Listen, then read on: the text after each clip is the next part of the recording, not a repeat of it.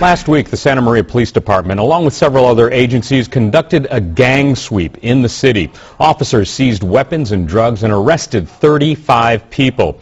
We were the only station on the Central Coast to capture the sweep on video. Tonight, we take it a step further. An exclusive one-on-one interview with Chief Dan Macagna about the aftermath of the operation. So, we'll toss it over to Katie Marzullo now, who was with the chief during the raids. Katie?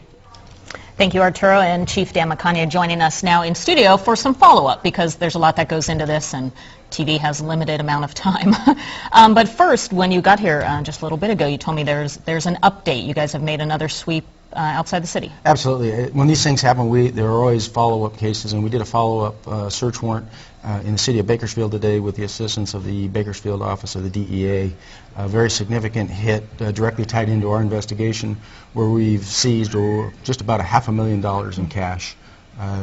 Good seizure, good tie-in to the city, and shows the significance of the people that we're dealing with. So we are to understand the West Park criminal street gang here in Santa Maria has ties in Bakersfield. They have ties all through the state of California. We did a search warrant down in Fontana that was directly tied into them. These gangs are statewide. Okay. And let's talk about what happened last week. We, of course, had that exclusive video. And, you know, a story like this generates a lot of feedback, and we, you know, hear in the newsroom a lot, you know, police got the wrong guy, he didn't do it. What goes into being able to get a search warrant to you know, break down doors, basically, in the city like this? A search warrant, you have to take it to a judge with a statement of probable cause and have all of the information. The judges don't take this lightly. This is the ultimate intrusion of the Fourth Amendment. The judge looks at it. It also is closely scrutinized by the district attorney's office before we ever get to the judge. And so, I mean, you have to have all the information. It has to be fresh. It has to be correct. We try to verify. So, I mean, no, we didn't get any of the wrong people. We got all the right people. We know who we're dealing with here. So, I mean, it's just, people think that you can get a search warrant for anything. Not so. It is extremely difficult to do, and it takes a lot of expertise, a lot of time, a lot of research, and my detectives do it very well. And then on the flip side, we know that about half of the people you arrested were in court yesterday, another half today. So, again, it goes back to the courts, back to the judges.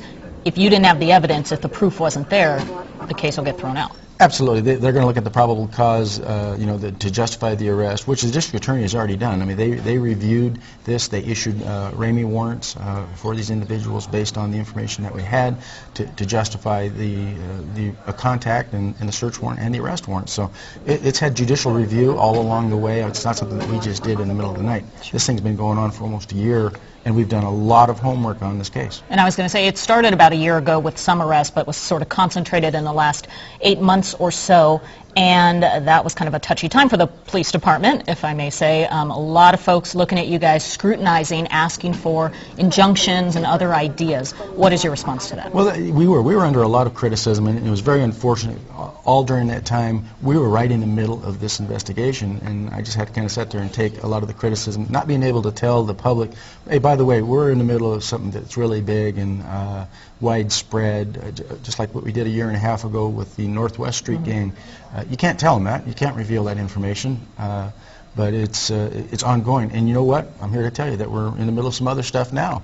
I mean, we're always in the middle of some investigation, but we were criticized heavily by a lot of people that just didn't have the facts. They didn't want to take the time to talk to us about it. And what's significant about the West Park Street gang is they're not in one area. The majority of these arrests or search warrants were done in the northwest area part of town, which is another gang's territory. They're spread all over the place. I mean, there's no one concentrated area, which is one of the requirements of getting a gang injunction, to clear out a specific area of a gang issue. Because an injunction is like a... It's a restraining order. Thank you. Just flew right on that. A restraining order for a certain area, but they're everywhere. Right. But they're mixed together. And they're spread out. And I think one of the unusual things that we saw is the you know, the close distance between Northwest and West Park in this whole case, where they're in each other's territory. So it's very hard to have a gang injunction saying that you can't be here in this one particular area. But believe me, at any time we feel that it would work, it would be efficient, and help operational effectiveness, I would just direct my guys, get on it, go do it, and let's get it done. Okay, and as quickly as possible, I apologize, we're running out of time. Community involvement. How can parents, neighbors, teachers, people get involved and help you guys do what you do? Well, Community Watch 2010 is one way. That's the faith-based group that's gotten together. There are out patrolling areas. It's done through Dr. Warren Gaboret. Recently recognized at the city council meeting. Yes, Yeah. get involved in those types of things, neighborhood watch programs.